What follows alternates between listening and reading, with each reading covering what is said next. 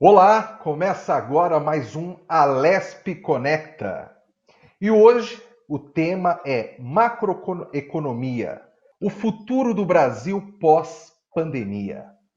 E eu tenho aqui como entrevistado um exímio conhecedor da economia do Brasil e também da economia internacional. Roberto Troster, seja bem-vindo. Obrigado, Fábio. Troster, para a gente começar esse nosso bate-papo, eu fico pensando que um pouco antes da pandemia, nós tínhamos todo um planejamento econômico aí para este ano, para os próximos anos, e tudo isso desceu ladeira abaixo, né? Neste momento, antes da gente falar do futuro, como está a economia do Brasil neste momento? Bom, antes de começar a pandemia, nós não estávamos com aquela bola toda. Você já tinha alguns sinais de aceleração da economia, mas você já tinha também alguns problemas presentes que se agravaram com a pandemia.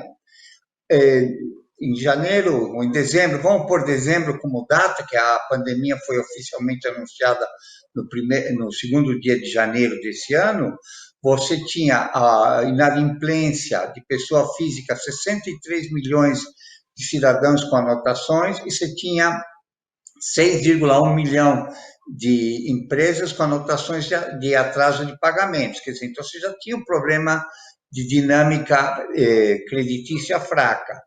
O PIB, que tinha crescido 1,3 em 2017, 1,3 em 2018, só cresceu 1,1 em 2019. O investimento PIB, que em alguns países chega a estar acima de 30%, estava só em 15% do PIB no ano passado. Então, não é uma dinâmica tão positiva assim, mas estava começando a crescer devagar. Segundo, nós estamos num mundo em transformação. Eles chamam até isso de VUCA. V-U-C-A. V, volátil.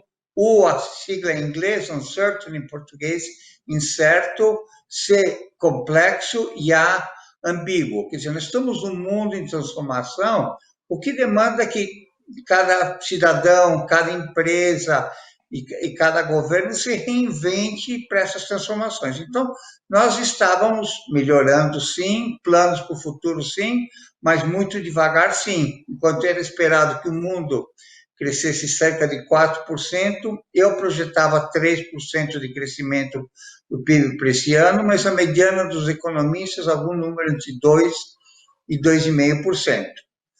A pandemia mudou isso. E por que a pandemia mudou isso?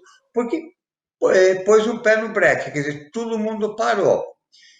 Quando você para todo mundo de uma hora para outra, algumas coisas não param. Muitas contas continuam a crescer, aluguel, luz, quer dizer, mesmo se você não trabalha, você tem que comer, você tem que tomar banho, você, se é uma empresa, tem que fazer a manutenção dos equipamentos, pagar alvarás, etc, etc. Então, isso foi um choque, quer dizer, isso deprimiu a capacidade do PIB. Aí, de crescer esse ano. Aí, segunda coisa, o PIB é um fluxo, quer dizer, são bens e serviços produzidos em um determinado tempo. Então, eu compro pão na padaria, a padaria compra o leite da fazenda, quer dizer, esse fluxo, quando interrompido, para recomeçar, demora um pouco, né? O lado, diríamos, olhando um pouquinho para o copo meio cheio agora, você tem que o pior da pandemia já foi, que a maior queda do PIB foi no mês de abril. Maio, em alguns indicadores, mostra que foi melhor que abril, e este trimestre, normalmente você mede um trimestre com o mesmo trimestre do ano anterior. Esse vai ser um número negativo. Mas este trimestre, com o primeiro trimestre, com o segundo trimestre deste ano, vai ser positivo. Então, nós já vamos ver todos os indicadores econômicos devagarinho melhorando. As perspectivas não são ótimas, mas não são tão ruins assim como se antecipava. Algumas projeções de queda estão sendo revistas para cima e algumas projeções de crescimento, de venda também. Então, em termos macroeconômicos, é isso. Em termos de emprego, é preocupante. O, Trosser, sim, desculpe interrompê-lo, mas uma curiosidade: quando você fala dessa melhora neste trimestre em comparação ao trimestre anterior, é uma melhora suficiente? E se comparado ao mesmo período de outros países, é algo também interessante ou comparado a outros países a gente vai crescer pouco? a gente vai crescer pouco. Eu não acho que crescimento é a questão mais importante agora. Eu acho que emprego, bem-estar social. Mas, na média, nós estamos com desempenho aquém dos outros países. Nós temos uma dinâmica fiscal ruim, uma dinâmica creditícia ruim. Então, nós estamos muito devagar em comparação ao potencial. Só para dar um número que eu gosto de dar muito, há 30 e poucos anos atrás, o PIB brasileiro era igual ao da China. Hoje, o PIB chinês é 8 vezes maior que o brasileiro. Algo semelhante você pode falar com a Índia. E a China não tem absolutamente nada que a gente não podia ter feito melhor do que eles. Então, é ruim. Agora, eu acho que mais do que olhar para o PIB, a gente tem que olhar para a questão do emprego, do bem-estar social.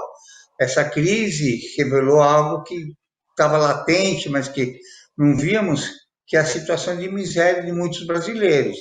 É inconcebível que um país com as riquezas naturais, recursos humanos, capacidade empresarial que tem gente passando fome.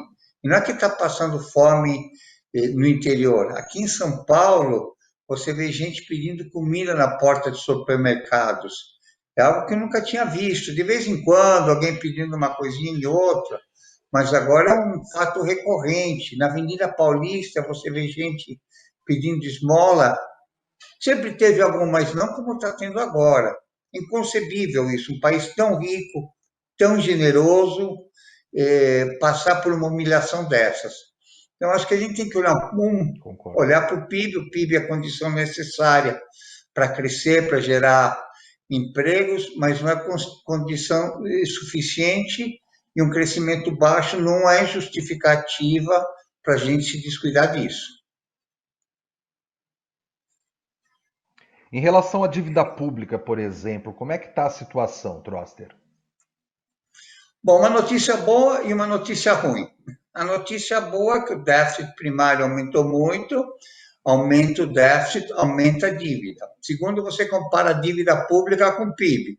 Se o PIB está caindo, a relação, quando diminui o denominador, a fração aumenta. Então, a relação está aumentando e vai aumentar muito esse ano. Só por conta dessas duas coisas, mais do que 10% vai aumentar. Esse é o lado ruim. O lado bom é que a taxa de juros, que é o custo de rolar a dívida, o custo financeiro, está num patamar histórico. Vai ficar próximo de zero em termos reais. Então, em termos reais, só olhando para a conta juros, o impacto vai ser muito baixo. Então, a gente tem que aproveitar isso para começar a amortizar a dívida antes que o juro comece a subir. Esse é um ponto bom.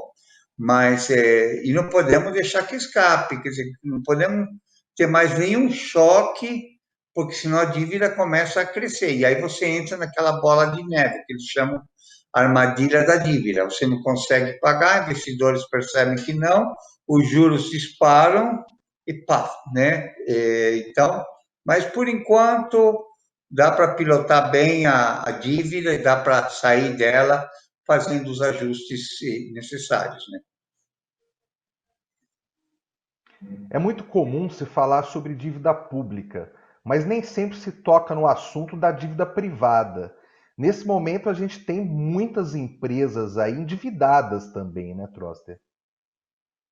É fato, dívida privada, como eu mencionei, a inadimplência é muito alta, tanto para a pessoa física como para a pessoa jurídica. E o irônico de tudo isso, mais importante do que a dívida, às vezes, é o peso da dívida. Dívida é o estoque, né? Quanto que você deve. E peso da dívida é o fluxo, quer dizer, quanto que você tem que gastar para servir essa dívida. Que é juros mais amortização. Como os prazos são muito curtos em dívida, cheque especial, conta garantida, você faz com que o peso da dívida seja muito alto. Dívidas que poderiam ser liquidadas se os prazos fossem maiores, não são por conta disso. E agravando o quadro, no Brasil, um caso único no mundo, você tributa o crédito. Então, hoje você faz uma operação de crédito, já na cabeça você leva IOF, o Banco Central diz que não considera como custo, por conta que é o tomador de crédito que paga, mas é custo do mesmo jeito. E é super complexo para calcular uma operação de crédito. Os tributos, você tem o IOF, PIS, COFINS, fora a contribuição sobre o lucro líquido, adicional de imposto de renda, quer dizer, então é todo emaranhado que vem, essa tributação vem da época da inflação alta, teve alguns reajustes ao longo do caminho, então de cada R$ 1 que você paga de juros, o governo, dependendo da operação, leva mais da metade. Fora que, em alguns casos, o banco adianta o dinheiro para o tomador de crédito e ainda tem que pagar o imposto sobre o juro que ele não recebeu. É um caso assim único no mundo. Deveria naquele, como é que chama do Faustão aos domingos, aquele programa? Trombadinhas do Faustão. Como é que é? Hã? Vídeo cacetado. Devia pôr. Vídeo cacetado.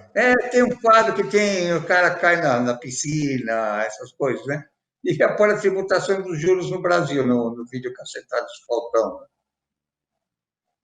Agora, Troster, você falou aí dessas cobranças de tributos, né? E me lembrou agora, acho que existe uma pesquisa feita pelo Banco Mundial que fala sobre os países que têm mais facilidade para se fazer negócios ou não. E se eu não me engano, o Brasil está muito mal nesse ranking. É muito complicado fazer negócios no Brasil, né? É muito. O Brasil, no ranking de 140 países, está em lugar 114. Né? O que quer dizer isso? Eu vou só dar dois exemplos. Imagina que essa entrevista, em vez de ser porque eu gosto de você, fosse paga. Aí eu faria nota fiscal e teria que recolher 4 impostos: PIS, COFINS, contribuição social sobre o lucro, imposto de renda e ISS. O que acontece? ISS é municipal. Se a entrevista for de São Paulo para São Paulo, pronto. Mas imagina que você, em vez de estar em São Paulo, estivesse em Santos. Aí teria que pagar imposto de renda em Santos ou aqui. E tem uma indefinição em qual dos dois locais que eu deveria pagar o imposto. Aí os outros 4 impostos são para o mesmo órgão federal. Você imagina, o governo federal cobra para uma profissão como economista, que é mais ou menos como jornalista, advogado, quer dizer, a única coisa que esses cidadãos fazem é escrever e falar.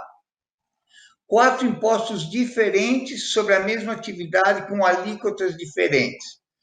Aí você fala, bom, Trauster, eu preciso identificar você. Em vez de eu ser Roberto Luiz Trauster e ter um número, meu documento de identidade, que servir para tudo, não. Eu tenho que ter o RG, o SIC, PIS, carteira de trabalho, carteira de motorista, título de eleitor, ficou faltando um, né? Aí o governo, bom, veio abrir identificação. Aí o que acontece? A Justiça Federal tem uma, a Polícia Federal tem outra, cada banco tem uma. Aí você vê como é complicado. E algo que daria para resolver com facilidade.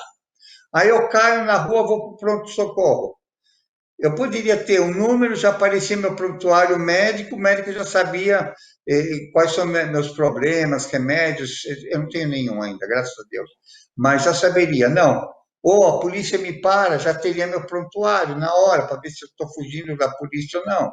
Quer dizer, então, é uma complicação, mas é desnecessária. E não depende de Congresso, nenhuma dessas coisas. Sabe, eles podiam aumentar ali, enquanto meus 4 impostos virar 1. Fora o contador que tem que pagar, o meu é muito bom, agradeço, mas é complicado, não é uma coisa simples, né? Então, eu acho que é difícil porque querem que ninguém se preocupa. Acho que Brasília está em outro planeta, não está nem em território brasileiro, sul-americano, né? Agora, Troster, com tudo isso que você está me falando, eu fico pensando que toda essa burocracia e toda essa tributação afeta diretamente a competitividade do Brasil, né? Então, se a nossa situação já não é uma situação confortável economicamente neste momento e para os próximos meses pós-pandemia, mas me fica a impressão que com tanta burocracia, com tantos impostos, com tantas dificuldades, a chance de o Brasil ser um país competitivo em relação a outros países do mundo é muito pequena. Mais ou menos. Se não mudar nada, é zero, é negativa. Quer dizer, estamos perdendo mercados. Agora, nós temos tudo que faz falta para ser competitivos, tudo.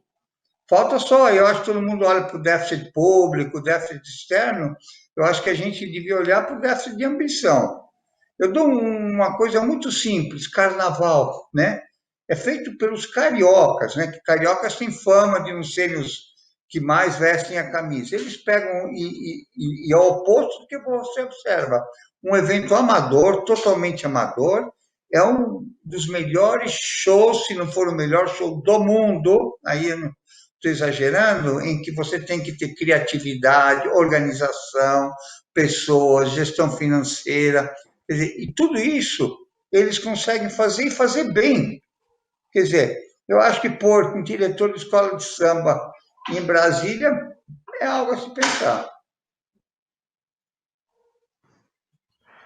Troster, e em relação ao câmbio, né? O nosso câmbio vem oscilando muito, né? O que quer dizer essa oscilação toda? Tem hora aí que o dólar está muito alto, tem hora que a gente acha que vai retroceder e a gente nunca tem uma estabilidade, né, da moeda, né? Então, regimes cambial, tem bandas cambial, câmbio fixo, câmbio flutuante. O Brasil tem câmbio oscilante, é um regime único também. E olha para você ter uma ideia de como funciona. Primeiro, você tributa operações. Se você vai viajar, por exemplo, para a Irlanda, para Portugal, você vai pagar IOF para comprar o câmbio, ou se você comprar com cartão de crédito, você vai pagar IOF. E o absurdo, que se você vai comprar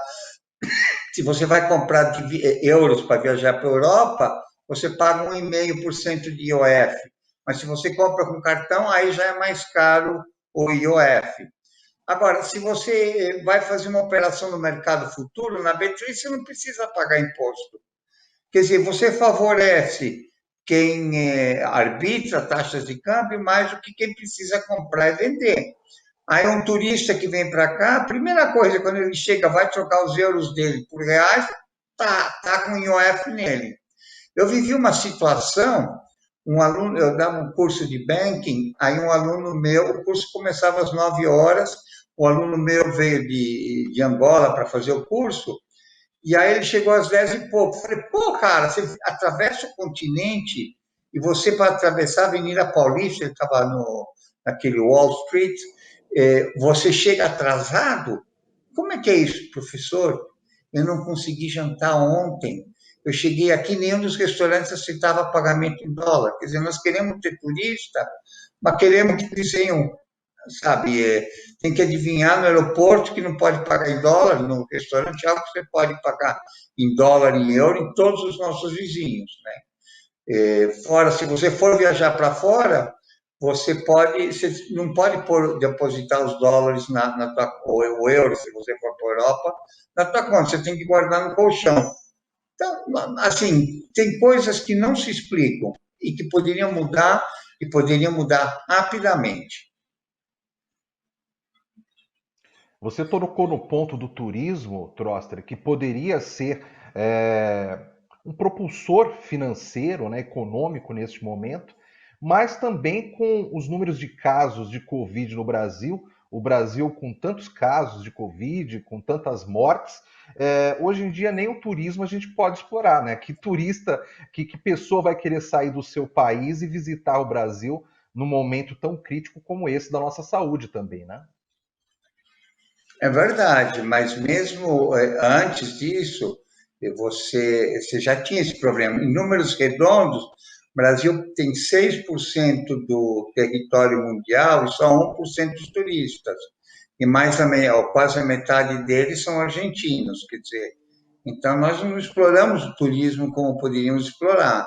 E você tem algumas outras distorções. Por exemplo, você chega aqui, você vai pegar um ônibus de Guarulhos para São Paulo, o preço era, quando eu fiz a pesquisa, 6 vezes maior dentro do aeroporto que se você saísse com a mala e pegasse o ônibus local. Para o mesmo trajeto, ônibus parecido, um sexto do preço. Faz sentido isso? Quer dizer, o turista se sente explorado, com razão. Você vai comprar uma coisa no aeroporto, é muito mais cara que no resto da cidade. Então, é, logo de entrada, ele se sente, quiser essa primeira impressão fica. Então, mas todo secretário, todo ministro do turismo que entra, que eles fazem uma campanha bonita. Agora, turismo, a gente pode fomentar o turismo aqui dentro, por exemplo, turismo de trilhas. Você tem muito espaço para explorar, e coisas aqui na região que a gente podia explorar mais e não explora. Então, eu acho que assim, estamos perdendo. O Brasil pode mudar o jogo rápido, tem condições para mudar o jogo rapidamente, mas tem que pôr na cabeça, ó, vamos mudar o jogo, né? Eu acredito muito assim, em situações que quem está embaixo vira o jogo, mas só precisa de uma coisa, vontade para isso. Troster, ainda não foi descoberta a vacina para colocar um fim a essa pandemia que deixa todo mundo assustado, mundo afora. Mas, em relação ao momento que nós vivemos e traçando aí um planejamento para 2021, 2022, o que podemos esperar, então, afinal, da economia brasileira? Bom, primeira coisa, torcer para vir a cura logo. Ninguém sabe quando vai vir a cura. Se a cura vai vir em uma semana, em um mês, ou li até uma notícia que às vezes as pessoas que pegaram a pandemia só ficam imunes a ela por 3 meses. Não sei se a notícia é verdade ou não é, mas então ninguém sabe quando que vai ser o fim da pandemia, ou ninguém sabe disso com certeza. Alguns países que tomaram, mas estão com medo de que você vá ter uma segunda onda ou não. Então, essa é uma indefinição muito grande. Mas vamos supor, e é razoável supor, que você deve ter uma queda leve da pandemia. Como você vai estar num patamar mais baixo, quer dizer, a primeira recuperação, uma aceleração em relação ao piso, deveria ser chamada uma recuperação. Isso vai demorar alguns anos. Acho que em 2022, 2023, nós vamos estar no mesmo nível do PIB pré-pandemia. Se a gente fizer a análise PIB per capita, vai demorar um pouco mais. Na questão do emprego, nós, no ritmo de contratações que nós estávamos em 2019, nós íamos a demorar 7 anos para chegar a 7 anos antes. Quer dizer, então, que é a questão mais importante, que é a questão do emprego. Então, o que a gente deveria fazer? O que deveria ser feito? Políticas proativas para o emprego. E que seriam políticas proativas? Primeiro, o desemprego conjuntural, quer dizer, o garçom que foi mandado embora porque caiu o movimento do restaurante, o movimento volta, o garçom volta. O segundo componente é o componente tecnológico. Cada vez mais a tecnologia está ocupando alguns empregos, destruindo alguns. Se for comprar um livro hoje, você compra pela Amazon mais rápido do que você compra em uma livraria, dependendo do livro. Então, isso está deslocando empregos das livrarias para essas plataformas multimercados. Então, você tem que deslocar os cidadãos para esses lugares, treinar, etc. E o terceiro, desemprego estrutural. O que acontece? Como você mesmo mencionou, levantou o tema, a competitividade do Brasil é baixa, é difícil fazer negócios aqui. Então, o que acontece? Muitas empresas brasileiras se instalam em países vizinhos para produzir para cá. 7 em cada 10 novas empresas no Paraguai são de brasileiros.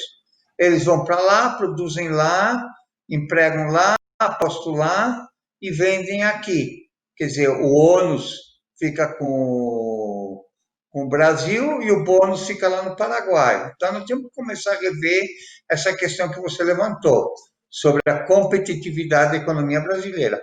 Dá para fazer, nem tudo dá para resolver de um dia para o outro, mas tem um monte de coisas pequenas que a gente pode resolver, e resolvendo muitas dessas coisas pequenas, o país começa a crescer. Troster, nós estamos encaminhando aqui para o final da nossa entrevista. Passou rápido, né? Quando a entrevista é boa, passa bem rápido. Mas tem uma pergunta que eu não posso deixar você ir embora sem eu fazê-la. Em relação à eleição nos Estados Unidos, existe uma possibilidade grande da derrota do Trump. O governo brasileiro, neste momento, é um aliado do governo Trump.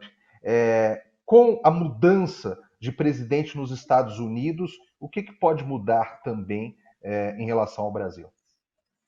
Bom, o Biden, ele foi vice de Obama, tem uma postura globalizadora muito grande. Só lembrando, o Trump tirou o Brasil da TTP, os Estados Unidos TTP, que é Texas Trans-Pacific Partnership, que era aquele mercado de todos aqueles países, tirou da Organização Mundial da Saúde, tirou do Acordo do Clima, da Corte, não pôs membros na Corte, quer dizer, então é uma pessoa que fechou muito a economia americana. O Biden tem uma posição diferente, né?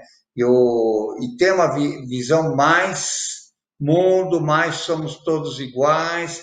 Então, eu acho que para o Brasil, essa visão favorece muito mais que uma visão isolacionista. E é paradoxal, porque esse isolacionismo norte-americano está abrindo espaços para a China, para serem ocupados pela China. Enquanto os Estados Unidos se fecha, a China está fazendo aquela nova estrada da Rota da Seda. Rota da Seda foi aquela que Marco Polo percorreu. E o nome de uma rota que sai da China, passa pelo Sudeste Asiático, África e Europa, e pretende criar um mercado de 3 bilhões de pessoas. Só em conhecimentos técnicos estão gastando algo como 7 bilhões de dólares, só para realmente fazer esse mercado acontecer. Então, eu acho que nós estamos vendo o fim da hegemonia americana e um mundo mais, primeiro, com múltiplos protagonistas, com destaque especial para a China. Se é um mundo melhor ou não, não sei. Mas esse mundo de cada um se fechar não é um mundo bom. Troster, chegamos ao fim aqui. Eu quero agradecer imensamente a sua presença aqui no Alesp Conecta, trazendo todas essas informações macroeconômicas, traçando aí um perfil, né, do que deve ocorrer nos próximos anos em relação à economia do Brasil, e espero que essa pandemia chegue ao fim logo e que a gente possa trilhar novamente um caminho de subida, um caminho melhor para a economia nacional. Concordo com você, estou torcendo por isso, que acabe logo a pandemia, e aí, em vez de pandemia, só vamos ter alegria, né? Ótimo, Troster, muito obrigado mais uma vez. Obrigado, Fábio, pelo convite, estou à disposição, e é gostoso ver você de volta aqui no Brasil. Estava fazendo falta aqui. Muito obrigado. Desta forma, terminamos mais um Alesp Conecta. Muito obrigado pela atenção de vocês, espectadores e ouvintes. E vocês podem sempre acompanhar a programação da Rede Alesp, seja no sinal aberto ou mesmo pelas redes sociais. Obrigado mais uma vez e até breve.